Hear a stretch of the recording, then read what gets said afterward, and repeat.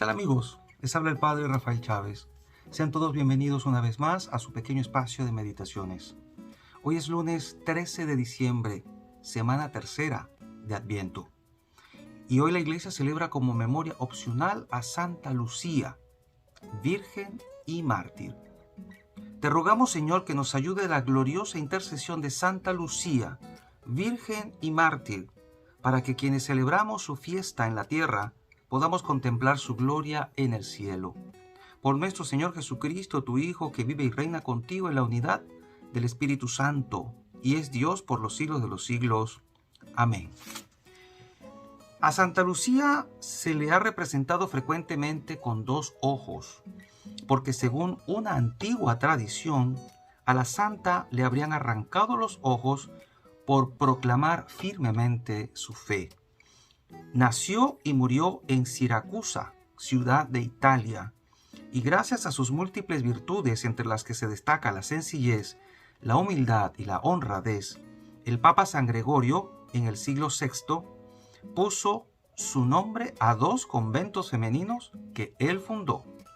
Según la tradición, cuando la santa era muy niña, hizo a Dios el voto de permanecer siempre pura y virgen, pero cuando llegó a la juventud, quiso su madre, que era viuda, casarla con un joven pagano. Lucía finalmente obtuvo el permiso de no casarse, pero el joven pretendiente, rechazado, dispuso como venganza acusarla ante el gobernador de que la santa era cristiana, religión que estaba totalmente prohibida en esos tiempos de persecución. Santa Lucía fue llamada a juicio, fue atormentada para obligarla a adorar a dioses paganos, pero ella se mantuvo firme en su fe para luego ser decapitada. Bendito sea Dios por los santos mártires.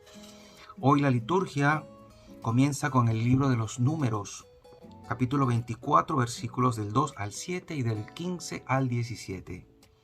En aquellos días, Balaán levantó los ojos y divisó a Israel acampado por tribus. Entonces el Espíritu del Señor vino sobre él y pronunció este oráculo. Oráculo de Balaam, hijo de Beor, palabra del varón de ojos penetrantes, oráculo del que escucha la palabra de Dios y contempla en éxtasis con los ojos abiertos la visión del Todopoderoso. Qué bellas son tus tiendas, Jacob, y tus moradas, Israel. Son como extensos valles, como jardines junto al río, como aloes que plantó el Señor, como cedros junto a la corriente. De su descendencia nace un héroe que domina sobre pueblos numerosos. Y de nuevo dijo, oráculo de Balaán, hijo de Beor, palabra del varón de ojos penetrantes, oráculo del que escucha la palabra de Dios y conoce la ciencia del Altísimo, y contempla en éxtasis con los ojos abiertos la visión del Todopoderoso. Yo lo veo, pero no en el presente. Yo lo contemplo, pero no cercano. De Jacob se levanta una estrella, y un cetro surge de Israel. Palabra de Dios, te alabamos, Señor. Salmo 24. Señor, enséñame tus caminos.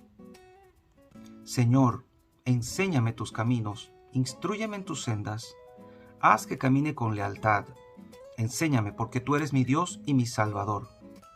Recuerda, Señor, que tu ternura y tu misericordia son eternas. Acuérdate de mí con misericordia por tu bondad, Señor. El Señor es bueno y recto, y enseña el camino a los pecadores. Hace caminar a los humildes con rectitud, e enseña su camino a los humildes. Y el Evangelio de hoy es el de Mateo, capítulo 21, versículos del 23 al 27. En aquellos días, mientras Jesús enseñaba en el templo, se le acercaron los sumos sacerdotes y los ancianos del pueblo, y le preguntaron, ¿con qué derecho haces todas estas cosas? ¿Quién te ha dado semejante autoridad? Jesús les respondió, yo también les voy a hacer una pregunta, y si me la responden les diré con qué autoridad hago lo que hago. ¿de dónde viene el bautismo de Juan? ¿Del cielo o de la tierra? Ellos pensaron para sus adentros: si decimos que del cielo, Él nos va a decir, entonces ¿por qué no le creyeron? Si decimos que de los hombres, se nos va a echar encima el pueblo, porque todos tienen a Juan por profeta. Entonces respondieron: no lo sabemos. Jesús les replicó: pues tampoco yo les digo con qué autoridad hago lo que hago. Palabra del Señor. Gloria a ti, Señor Jesús.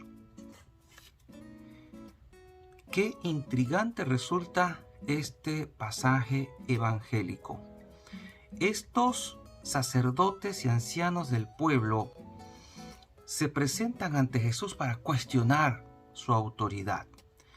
Y ya cuando lo hacen, es obvio que no tenían ninguna buena intención.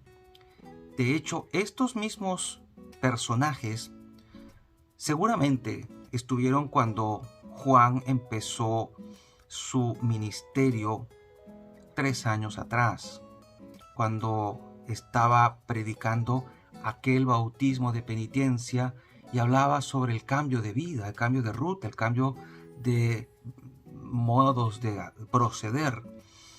Y cuando uno escuchaba a Juan invitando a la conversión, ayer en la misa escuchábamos cómo la gente se acercaba a Juan preguntando: ¿y qué hago?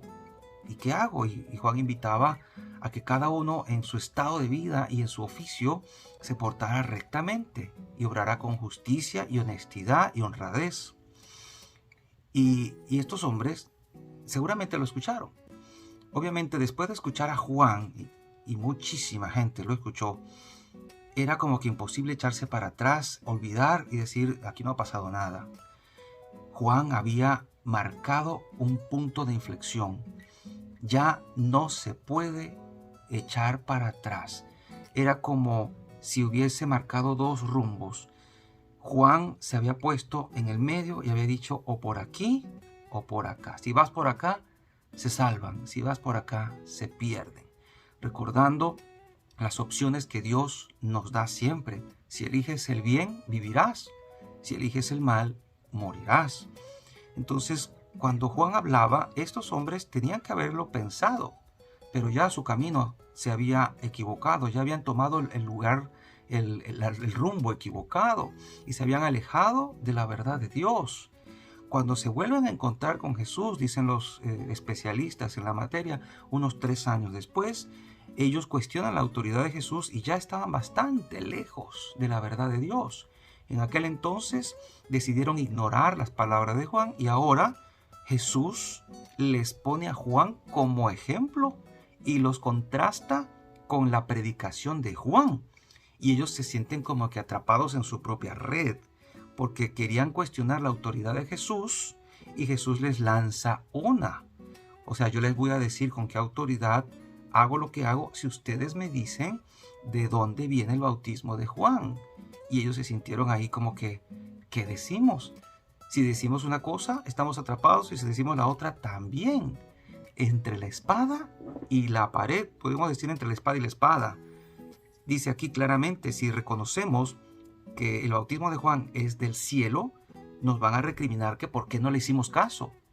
Quiere decir que ellos ya están conscientes de que se apartaron del camino correcto. ¿Por qué no le hicieron caso? ¿Por qué no le creyeron?